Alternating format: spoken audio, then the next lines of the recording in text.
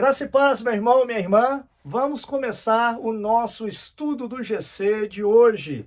E o título do estudo de hoje é O Pouco com Deus é Muito. O texto base do estudo de hoje está no Evangelho de João, capítulo 6, do verso 1 ao 13. Você que está nos acompanhando nesse estudo aqui na Lagoinha, você sabe que desde o início do ano nós estamos estudando o Evangelho de João. E chegamos agora no capítulo 6 e vamos, antes de começar a ler o texto de hoje, eu quero fazer uma oração por você. Querido Jesus, muito obrigado por essa oportunidade de estarmos aqui, ainda que seja pela internet, mas reunidos em teu santo nome. Pai, que a palavra que hoje for aqui ministrada, que ela seja como uma semente depositada em corações férteis. Que essa semente, Senhor, ela venha produzir os seus frutos, frutos dignos de arrependimento, frutos dignos de honra e glória ao teu santo nome. E que assim seja, Senhor, para que o teu nome seja glorificado. Importa que o Senhor cresça e que nós diminuamos para a honra e glória do teu santo nome. Amém. Amém. Se você puder, abra aí a sua Bíblia no capítulo 6, a partir do verso 1. Na minha Bíblia está escrito o seguinte. Aqui está tratando da multiplicação de pães e peixes, tá? Depois dessas coisas, atravessou Jesus o mar da Galileia, que é o de Tiberíades.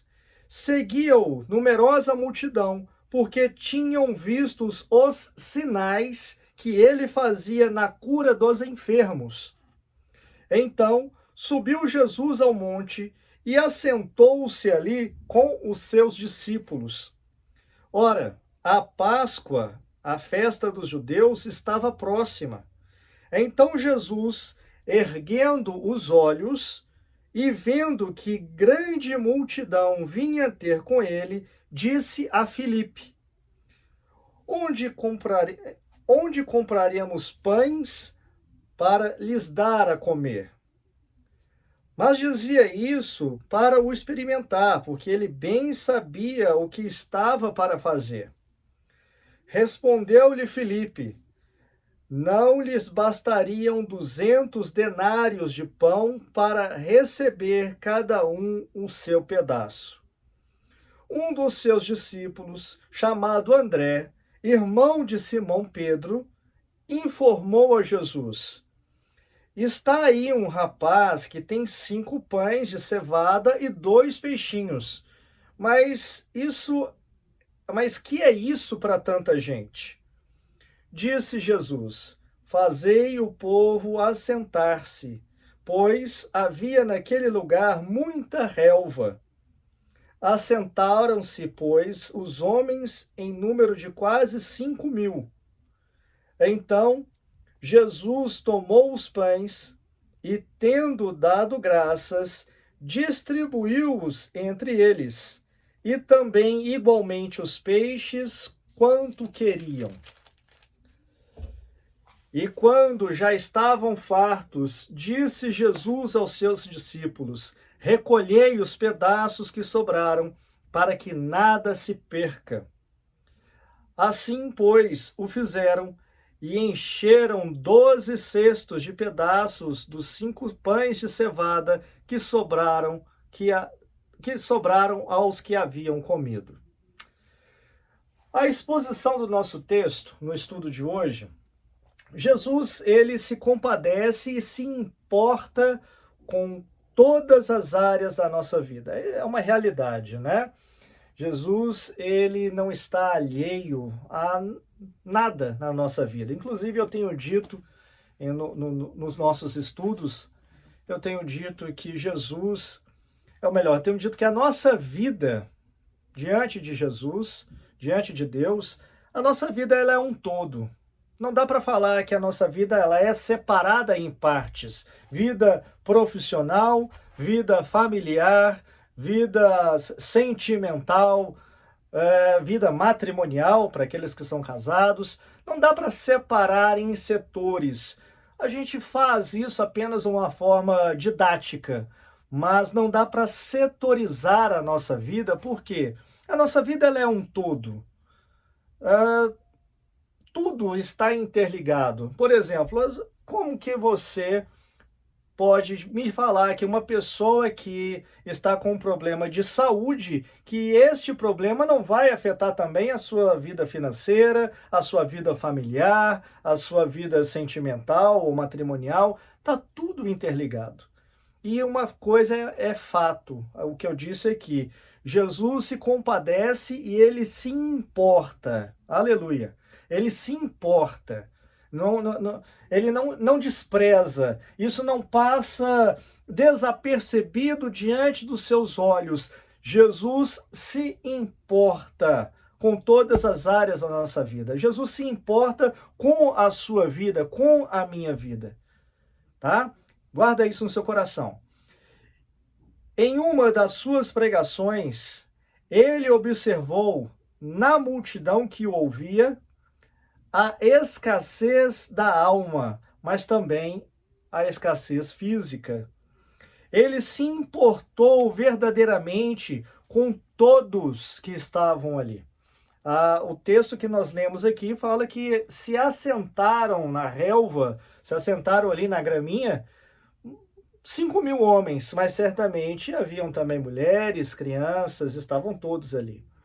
Então era uma multidão, muita gente que estava com escassez na alma, precisando de Jesus no sentido espiritual, mas também escassez física, né? Não é só uma questão material, melhor, não é só uma questão espiritual, mas também física. E Jesus se importa, Jesus quer saber sobre isso também, né? Então, é esse o texto que nós estamos lendo aqui, é sobre isso que este texto está falando. Vamos lá, então, para a discussão deste texto. Quando olhamos para a insignificância dos nossos recursos e a grandeza dos desafios, tendemos a ficar desesperados. Uma realidade, né? Olhando do ponto de vista natural, eu acredito que, se não for 100%, eu acho que é bem próximo disso, né? Uma grande maioria, certamente, ao olhar para as suas condições físicas, naturais, e os desafios que se apresentam diante delas, tendem a ficar desesperados, desesperançados, né? Perdem ali a esperança, porque os desafios são enormes diante dos recursos que aquela pessoa tem. E não quer, isso não tem nenhuma relação com o número, né? Porque a pessoa ela pode ser muito abastada e mesmo assim ela ter um desafio que supera os recursos que ela tem, né? Então, guardada aí as devidas proporções, todos, quando olham para si, para os recursos que possuem, tendem a ficar desesperados ou desesperançados. Fato é que jamais poderemos atender a demanda das multidões que se nos fixarmos em nossos próprios recursos. Você não vai conseguir, de fato, atender todas as demandas que chegam a você. Você sozinho não consegue. Pode ter certeza disso. Você sozinho não consegue atender a todas as demandas que chegam até você. Aceita isso. Aceita isso que vai doer menos, tá? Porque quando você entende isso, você entende que você é limitado. Você é humano. Deus não te chamou para você se tornar algo diferente do que você é. Deus, quando te chamou, ele não te transformou em um anjo ou um semideus ou qualquer coisa do tipo. Não. Você continua humano. E sendo humano, né, crente também é gente, sendo humano, você tem as suas limitações. E tendo limitações, saiba que é natural e é normal que diante das demandas que chegam até você, você vai se ver incapacitado, você vai se ver impotente, né? Você não é todo poderoso. Se coloca no seu lugar, que isso vai te trazer um alívio, vai te trazer uma libertação. Você não é todo poderoso, você não é toda poderosa. Viu? As mulheres aí empoderadas, pode ser empoderada, mas não é toda poderosa. Tem a sua limitação humana, é fato. Você é limitado, você é limitada. E qual é o objetivo do nosso estudo de hoje? Precisamos aprender a confiar no Senhor com todo o nosso coração. Isso está lá em Provérbios, capítulo 3, verso 5. Me permita ler aqui para você. Provérbios 3, verso 5. Se você puder, abra aí também a sua Bíblia e acompanha comigo. É um versículo só. Provérbios 3, verso 5.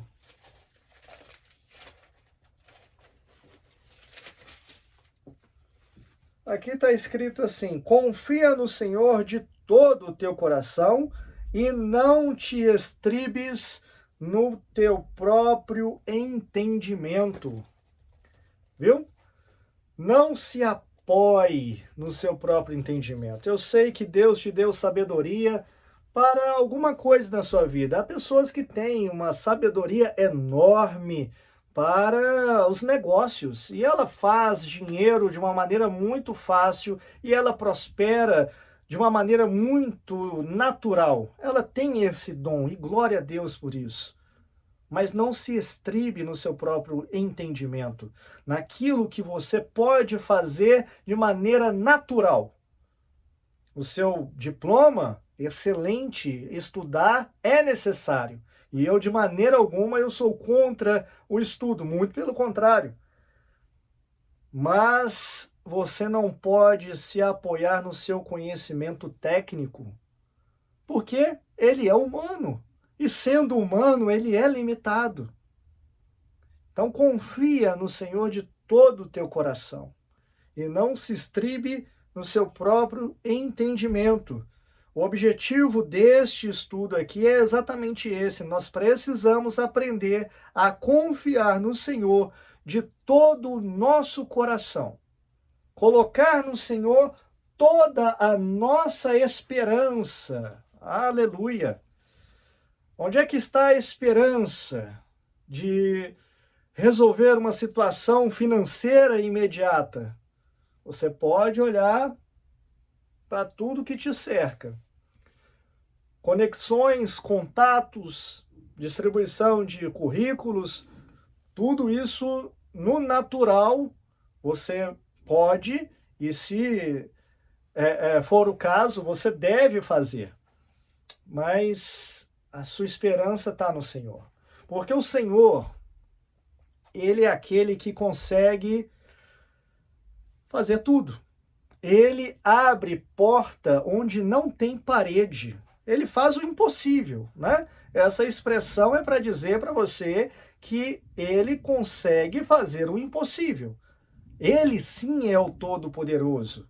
Ele sim pode fazer tudo, absolutamente tudo, que ele quiser. Aleluia! Deus sim. Então você vai colocar a sua confiança totalmente nele. Totalmente. Não se estribe no seu próprio entendimento, na sua própria sabedoria, nas coisas naturais, no seu network, na igreja, no parente que tem melhores condições que você. Não, não, não, não, não, não. Deus pode usar tudo isso, tá? Não estou dizendo que ele não possa usar. Ele pode. Pode usar tudo isso que você vê no âmbito natural. Mas a sua esperança, essa é a chave. A sua esperança tem que estar no Senhor. Tá? Nós vamos continuar aqui o nosso estudo.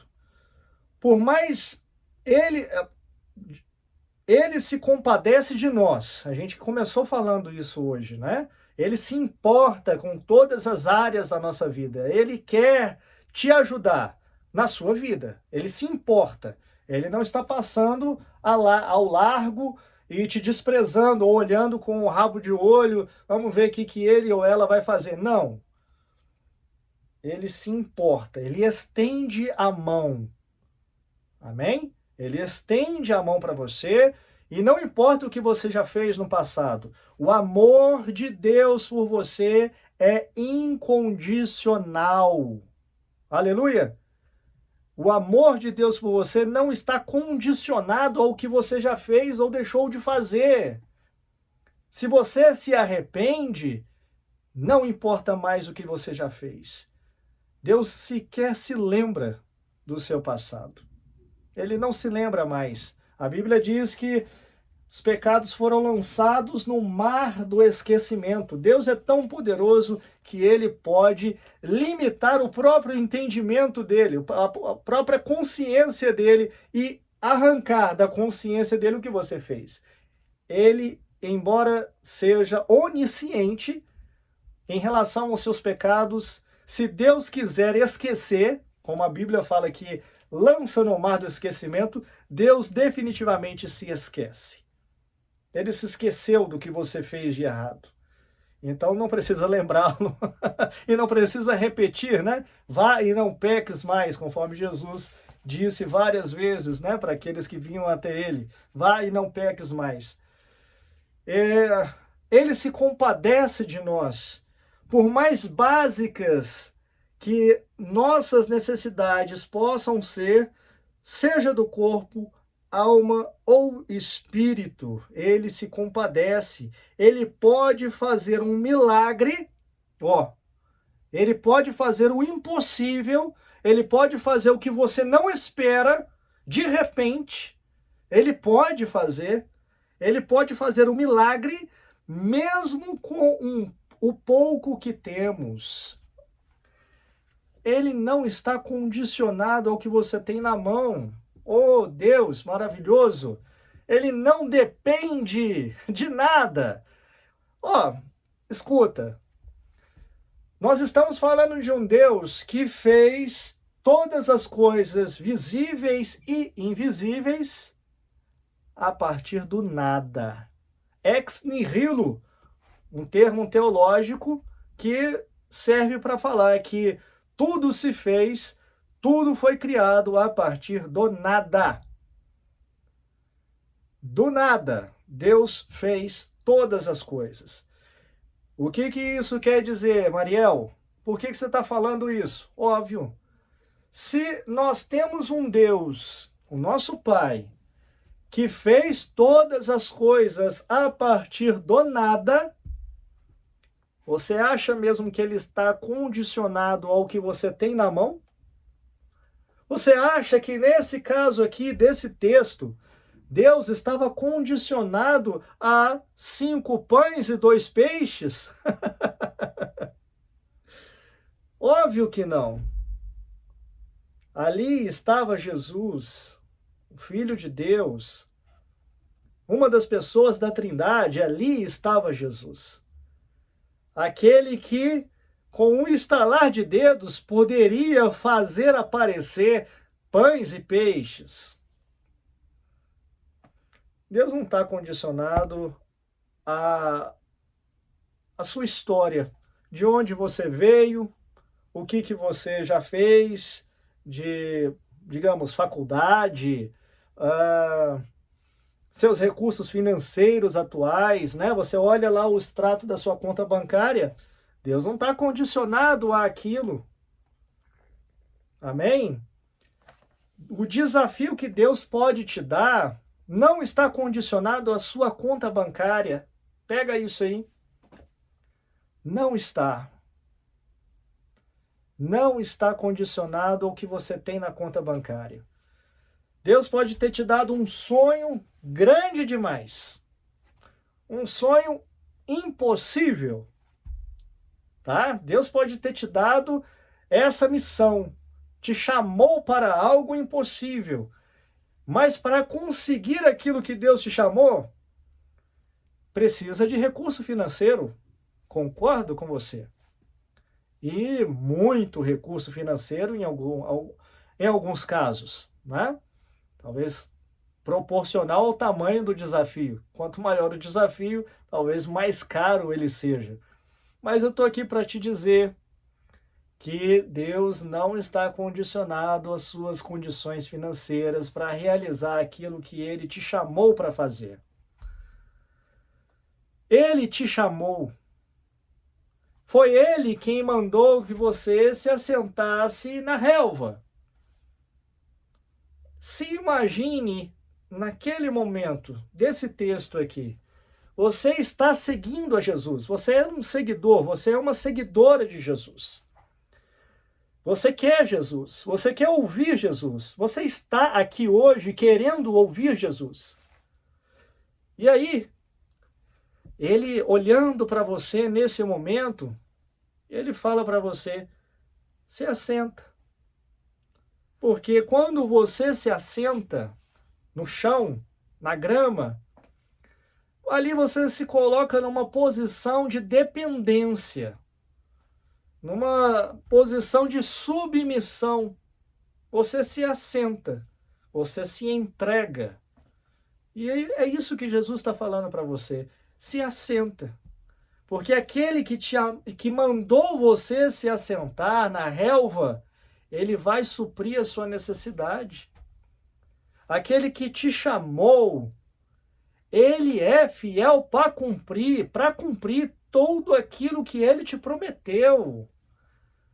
Então fica tranquilo, né? Jesus manda a gente olhar para o lírio do campo. Jesus manda a gente olhar para o passarinho voando no céu. O passarinho está ali voando no céu. E aí você olha aquele passarinho voando no céu e o seu coração se enche de fé, porque o Deus que cuida de um passarinho, Deus se importa com um passarinho, muito mais Ele se importa com todas as áreas da sua vida, todas as áreas da sua vida. Esse é o Deus que você crê, esse é o Deus que eu creio. Amém? É um Deus que se importa, aleluia. É um Deus que não está distraído, para as suas necessidades. Ele pode fazer um milagre, mesmo com pouco que temos. Posso ainda dizer que Ele pode fazer um milagre, mesmo com nada que nós tivermos. Na matemática, a gente sabe que qualquer número multiplicado por zero não tem. Mas Deus multiplica do zero e faz a matemática dele, né? Deus faz a matemática dele. Deus tem a sua própria lógica. Deus tem a sua própria ciência. Deus tem a sua própria matemática. Esse é o nosso Deus, que não está condicionado a absolutamente nada. Nada. Nada pode prendê-lo. Nada pode limitá-lo. Nada. Absolutamente nada. Vamos lá ao contexto, então, do nosso estudo. Jesus e seus discípulos foram para um lugar deserto, no lado oriental do Mar da Galileia, a fim de descansar um pouco, pois vinham de uma maratona bem intensa de operações de milagres e o anúncio do reino. Ao chegarem lá, nesse lugar, havia uma multidão os esperando. Eles não buscavam Jesus pela fé genuína, mas o viam apenas como um milagreiro, alguém que os ajudasse em suas necessidades imediatas. Veja que tremendo isso. Olha que tremendo. Jesus se importou até mesmo com pessoas que o buscavam de maneira ilegítima. A misericórdia de Deus é tão grande que até para aquelas pessoas que o buscavam apenas para satisfazer necessidades imediatas, até para essas pessoas, Jesus fez um milagre. Veja que isso te coloca numa posição, digamos, mais confortável, porque eu creio que você, hoje, está buscando Jesus com as motivações corretas. Se não está, a partir de agora vai estar. Você vai buscar Jesus não por aquilo que ele pode te dar, mas sim por aquilo que ele é. Você vai buscá-lo por aquilo que ele é. Se ele te der, amém. Se não te der, você vai continuar amando e servindo a Jesus. Essa é a motivação correta. Você não é um cãozinho de Deus que fica dependendo de recompensa para fazer alguma coisa. Não, você não. Você não fica ali esperando ser recompensado, abanando o rabinho. Não. Você é filho, filha de Deus. Amém? Você é filho e filha de Deus. Inclusive, nós já tivemos esse estudo de célula esse ano. Você é filho de Deus, você é filha de Deus, você se encontra nesta posição de autoridade. Mas Jesus, ele se importa até com essas pessoas que o buscam com a motivação errada. E ele faz o milagre. Ele atende. Ele se importa, ele está olhando. Ele sabe que, certamente, ele sabia que essas pessoas o estavam buscando com a motivação absolutamente incorreta, mas ele quer se manifestar. Ele quer se manifestar a todos, a todas. Ele quer. Então, até mesmo para essas pessoas aqui nessa passagem, ele fez o milagre, ele fez o impossível, ele atendeu essas necessidades.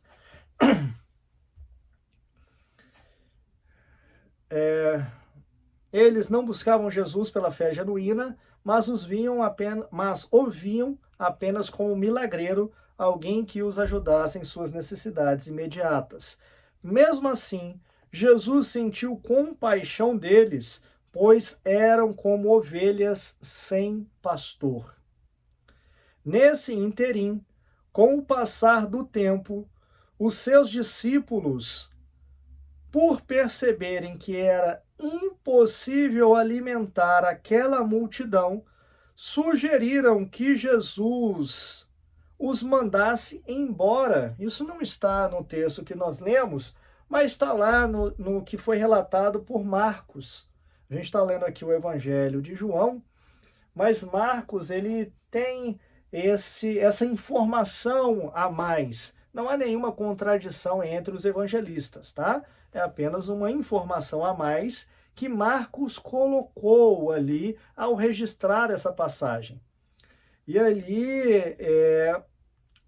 os discípulos falam: "Oh, Jesus, a gente não tem condições de alimentar essa multidão, não. Manda esse povo com fome embora e é isso aí. O que a gente vai fazer? Senão esse povo vai ficar com fome aqui e ainda vão depois ficar nos culpando, né? Na cabeça dos discípulos, talvez isso tenha passado.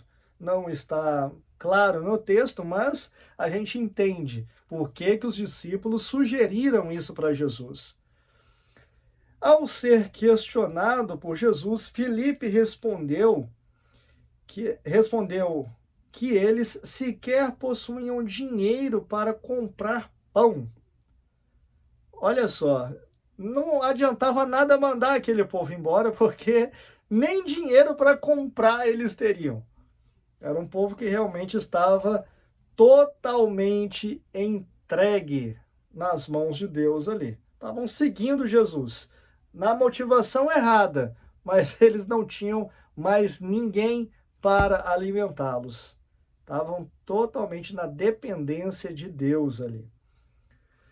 Logo em seguida, o que conseguiram arrecadar foi uma pequena porção de 5 pães de cevada e 2 peixinhos. É o pouco que eles conseguiram, né?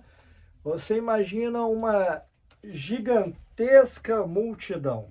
O texto que nós lemos aqui fala que se assentaram na relva 5.000 homens. E aí, conforme eu já disse hoje, além desses homens, mulheres e crianças também estavam presentes. Então, uma multidão considerável, né? Muitas pessoas ali. E diante de tantas pessoas, somente 5 pães e 2 peixes. Um povo bastante miserável, né? Um povo bastante carente e necessitado, que sequer tinha dinheiro para comprar pão. Nem adiantava mandar eles para a cidade. Vamos embora, gente. Sai daqui porque a gente não tem comida para dar para vocês, não. Não adiantava nem fazer isso. Eles não tinham condições de prover o próprio alimento. Estavam na dependência absoluta ali diante de Jesus. Conclusão. Os discípulos já haviam visto vários milagres operados por Jesus. E mesmo assim, não pensaram que Jesus poderia fazer também este. Quero abrir aqui um parênteses. Olha o perigo de nós nos colocarmos num lugar comum diante de Deus, de estarmos acostumados com aquilo que Ele pode fazer. Olha o perigo disso. Os discípulos já viram Jesus operar vários milagres, mas eles se acostumaram a aqueles milagres. Olha, Jesus pode curar, Jesus pode libertar, isso eles já tinham visto, mas será que Jesus pode multiplicar alimentos? Isso eles nunca tinham visto. E eles, por não terem visto, eles não confiaram naquele primeiro momento que Jesus podia fazer. Eles se acostumaram ao sistema de milagres. E meio que sistematizaram, encaixotaram os milagres e Jesus faz isso. Não pode fazer mais. Né? Jesus só faz isso, porque eu já vi Jesus fazer, e aí se Jesus se vê na mesma situação, então eu acredito que ele pode fazer, mas numa situação diferente aí eu já não sei. A pessoa está acostumada a um sistema religioso, a um sistema de operação de milagres. É algo sobrenatural, mas sistematizado, naturalizado. Olha o perigo disso. É um parênteses que eu estou abrindo aqui, de nós colocarmos o sobrenatural dentro de uma perspectiva natural, né? Não, o Deus do impossível faz o impossível. Eu nunca vi Deus fazer, mas Ele pode fazer. Amém? Essa é a fé. É a fé no impossível. Eu posso nunca ter visto, posso não ter lido nas Escrituras Jesus fazer um milagre semelhante, mas Ele pode. Ele pode fazer. É a fé. A fé no impossível. A fé naquilo que Deus realmente pode fazer. O impossível. Não o natural. Não um sistema de milagres, né? Uma teologia sistemática, e entenda bem o que eu estou dizendo. Estou falando daquele tipo de pensamento sistematizado, quadradinho, lógico, coerente, amém? E que não sai, não consegue transcender a lógica humana. E é isso que nós precisamos romper nesse estudo, que Deus pode fazer o impossível.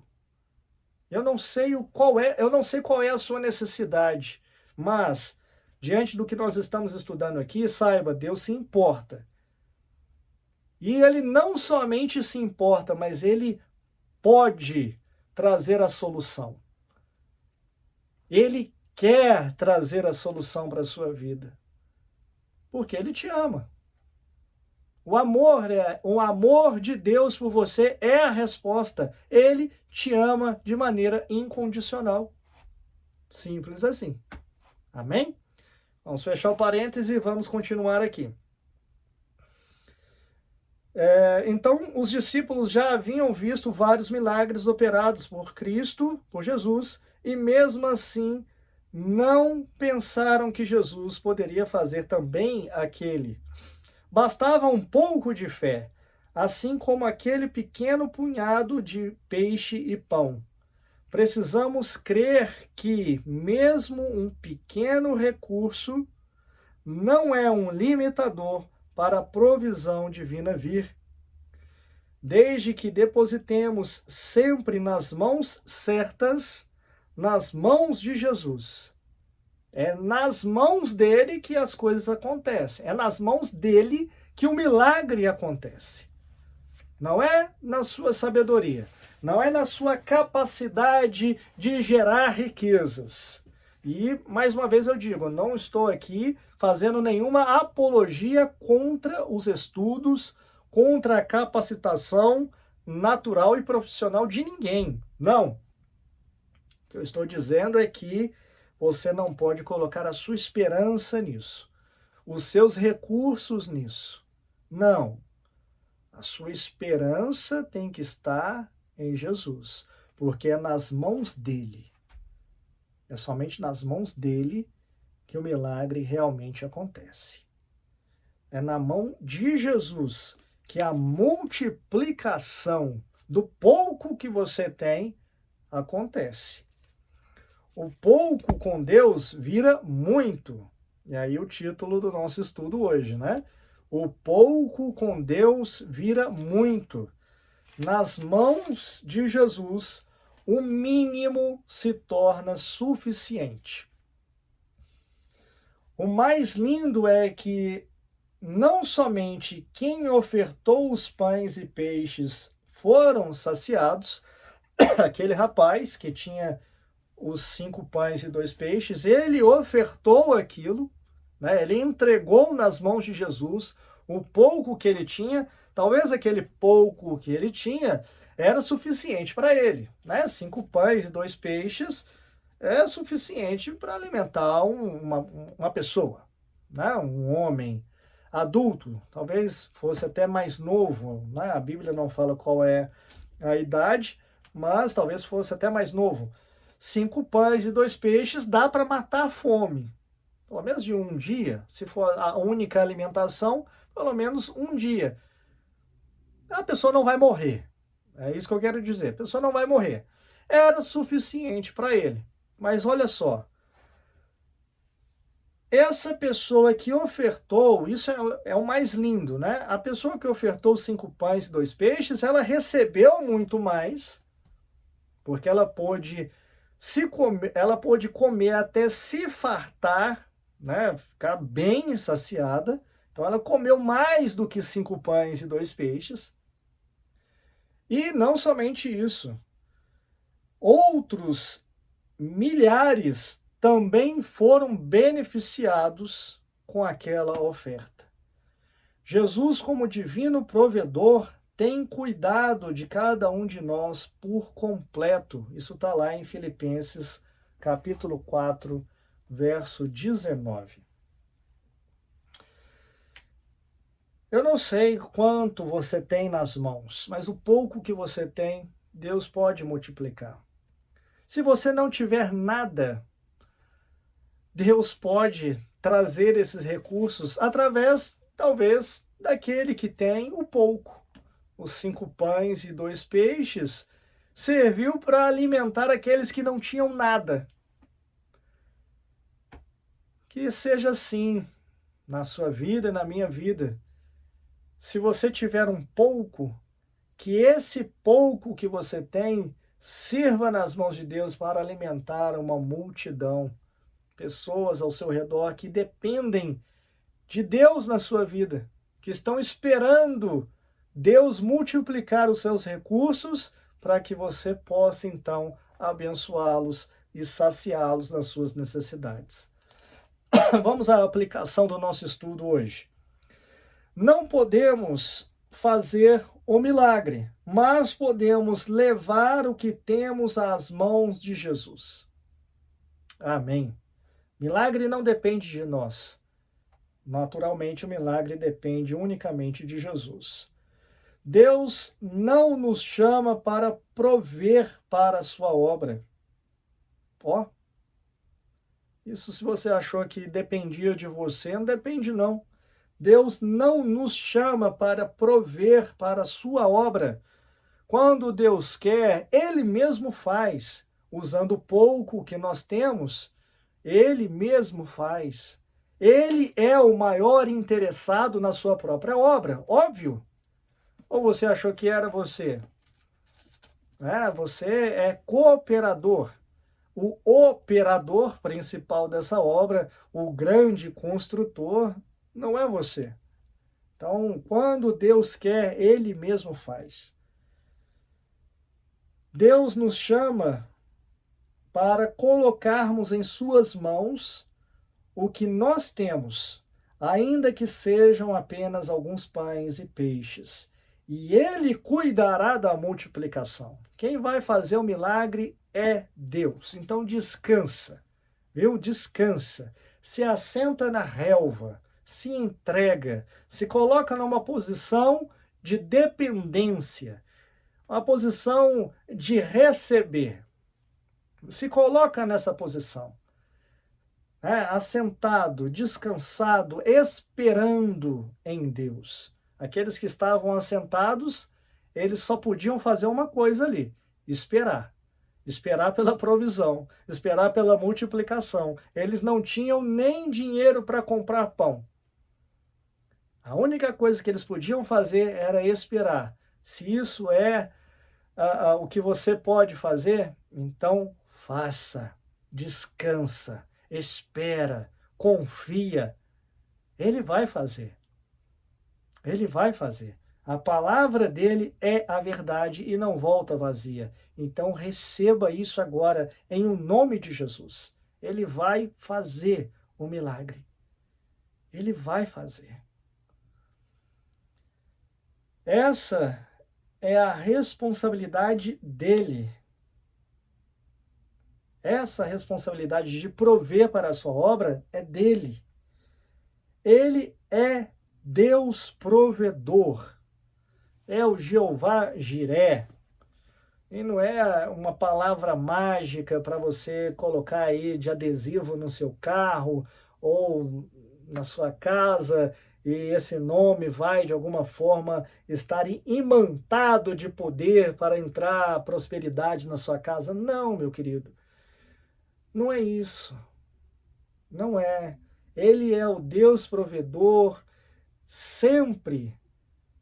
E independente se você escreve ou não isso no seu carro, não transforme isso num amuleto. Tenha isso no seu coração como fé, né? Creia nisso, que Ele é o Deus provedor.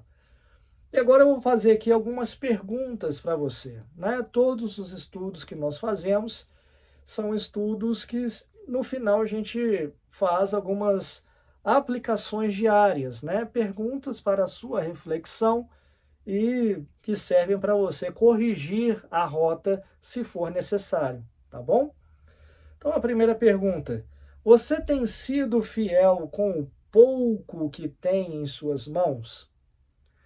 Como é que é ser fiel? Bom, saiba de uma coisa, todos os recursos que vêm às suas mãos não são para você, tá? Os recursos são de Deus. Tudo é dele. Você, na sua inteireza, é dele. Quando você um dia levantou a sua mão e decidiu receber Jesus na sua vida, você recebeu Jesus não como um convidado, você recebeu Jesus como Senhor, né? Então você passou a ser dele e, consequentemente, tudo aquilo que você tem, seus bens, todos os recursos que você tem, é dele. E aí, como é que você pode ser fiel? Bom, você vai ser fiel colocando esses recursos a serviço de Deus. Ah, Mariel, você está me falando então que eu tenho que entregar tudo para a igreja. Não. Dízimo e oferta você deve entregar em sinal de gratidão àquele que tudo te deu. Tá? Dízimo e oferta é para isso, é em sinal de gratidão. Deus não está te cobrando, mas você que tem um coração grato e reconhece que você é dele e que tudo que você tem é dele, você então entrega seus dízimos e ofertas. Agora, com o que sobrou? Ah, isso eu não preciso ser fiel? Claro que precisa. E como que você vai ser fiel com o que sobrou? Colocando esses recursos a serviço do reino. E aí Deus vai te dar as direções, né? O que você deve fazer com estes recursos que você tem para servir o reino de Deus? Deus vai te dar as estratégias, o seu dom, o seu talento, o seu tempo. O que você tiver à sua mão tem que ser colocado a serviço do reino. E aí a pergunta: você tem sido fiel com o pouco que tem em suas mãos? As necessidades dessa vida têm levado você a confiar mais na provisão divina? Tem. É uma pergunta. As necessidades dessa vida têm levado você a confiar mais na provisão divina? A multidão que seguia Jesus por seus milagres e você segue Jesus por causa de quê? Você está atrás de Jesus para ver milagre? É claro que ele faz milagre, mas o que te motiva a ir até Jesus são necessidades. Quer dizer que se acabarem as suas necessidades, você não vai precisar mais de Jesus? O que te leva até Jesus é o medo do inferno? Quer dizer então que se você parar de acreditar no inferno, então você não precisa mais de Jesus? É o medo do diabo? Então quer dizer que se o diabo fizer um pacto de não agressão com você, você então não precisa mais de Jesus? São necessidades que te levam até Jesus ou é ele quem te atrai? A pessoa dele quem te atrai? Uma reflexão. Uma reflexão. Nesse texto que nós lemos, as multidões seguiam Jesus por causa do milagre. E você segue Jesus por causa de quê? Você é generoso? Você é uma pessoa generosa? Uma pergunta. Porque aquele que te criou, ele é generoso. É tão generoso que ele se importa com pessoas que o buscavam de maneira ilegítima. Ele é tão generoso que ele faz com que a chuva venha sobre todos. Ele faz com que o sol nasça sobre todos. Ele coloca à disposição o ar para respirar para todos. Isso é generosidade. Generoso até com quem não merece. Esse é aquele que te criou, a imagem e semelhança. E quando você decidiu seguir pelo caminho de Jesus, você escolheu imitá-lo, você escolheu se revestir dele, a fim de que você, a cada dia, se torne mais semelhante ao próprio Jesus, né? Então você é generoso, você é generosa. Se não é, pega essa chave, peça a ajuda do Espírito Santo, diga: Espírito Santo, me ajuda a ser mais generoso, me ajuda a ser mais generosa. A chave da abundância na sua vida está exatamente nisso. Você abençoa outras pessoas? Ou você é daquelas pessoas que só quer receber? Tem gente que gosta muito de receber, mas não dá nada. Não pode ser assim, né? Isso, inclusive, está ligado à pergunta anterior, da generosidade, né? Não seja um sanguessuga, uma sanguessuga, que só quer receber, dá, para mim. Não, você tem que ser um instrumento de bênção. Bem-aventurado, mais aventurado é aquele que dá do que aquele que recebe. É melhor dar do que receber, é o que a Bíblia diz. Você abençoa outras pessoas? E a última pergunta, você se considera materialista? Se você se considera, chegou o momento de você corrigir a sua rota. Corrija isso hoje, porque nós estamos falando de um Deus que criou todas as coisas e que essas coisas que existem, as coisas materiais, elas não se encerram aqui.